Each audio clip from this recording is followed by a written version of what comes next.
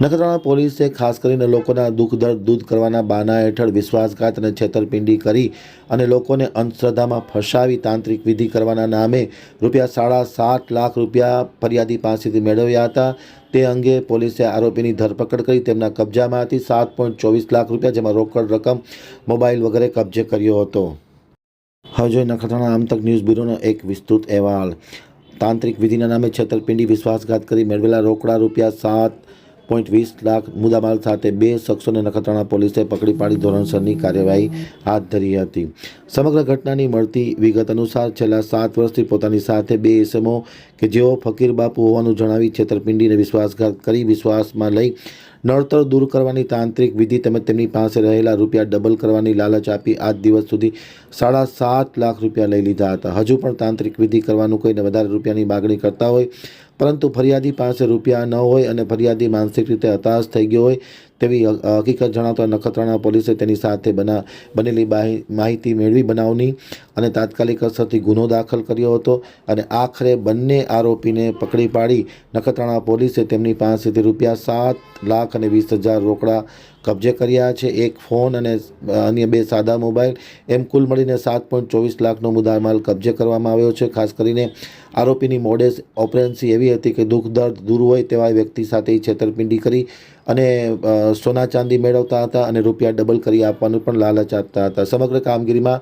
નખત્રાણાના police inspector એમ મકવાણા તથા ASI Jayantibhai માજીરાણા, Sabirbhai Bayad, Virendrasinh Jadeja, Mohanbhai Iyer અને નરેન્દ્રસિંહ સોઢા, મોહનભાઈ વગેરે રોકાયા હતા। હા, નખત્રાણા પોલીસ દ્વારા PI શ્રી એમ મકવાણા અને તેમની ટીમ દ્વારા 2 ઈસમોને એમની વિરુદ્ધ ગુનો દાખલ કરીને એમને અટક કરવામાં આવેલા છે। જેમાં આ ઈસમો લોકોને નડતર દૂર કરવા માટે અને તમને નાણાકીય લાભ થશે, ખેતરમાંથી ઘરેણાં મળેલો માટલા મળશે, પૈસા ડબલ થઈ જશે, એ બધી લાલચો આપીને તાંત્રિક વિધિ કરવાના બહાને એમની પાસેથી પૈસા પડાવતા હતા। એવી બાતમીના આધારે એ લોકોએ ચટકું ગોઠવીને આ 2 ઈસમોને પકડીને તેમને અટક કરેલા છે અને નામદાર કોર્ટમાં એમને રજૂ કરીને 2 દિવસના રિમાન્ડ મેળવેલા છે।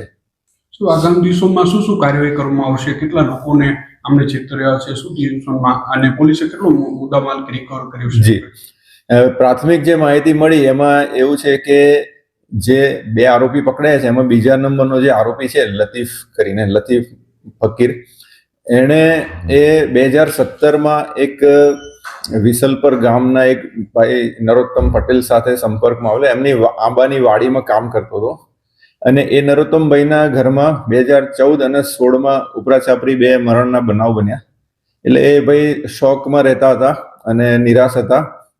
એટલે આ ભાઈએ એવું એમને કીધું કે તમારા ઘરમાં નડતર છે અને એ નડતર દૂર કરવા માટે અજમેરથી ફકીર બાબા છે એમની સાથે તમને ઓળખાણ કરાવું અને તમારે ફ્રીમાં આ બધું નડતર દૂર થઈ જશે એમ કરીને પછી પેલા ભાઈ એ હા પાડી। એટલે એમને પોતાના જ ભાઈ સાથે, જે એનો મોટો ભાઈ છે એનું નામ છે પીર મામદ, એની સાથે ઓળખાણ કરાવી। એને પીર મામદને જ એણે ફકીર તરીકે, બાવા તરીકે લાવ્યા અને પછી વિધિઓ શરૂઆતમાં મફતમાં વિધિઓ કરાવડાવી અને પછી આવી બધી લાલચો આપી કે તમારું આ નડતર દૂર થશે, તમારા ખેતરમાંથી આ રીતે પૈસા, પેલા ઘરેણાં મળેલા માટલા મળશે ને બધું એમ કરીને 2019 થી 2025 દરમિયાન જુદી જુદી વિધિઓના માટે ₹7.5 લાખ એ લોકોએ લીધા હતા।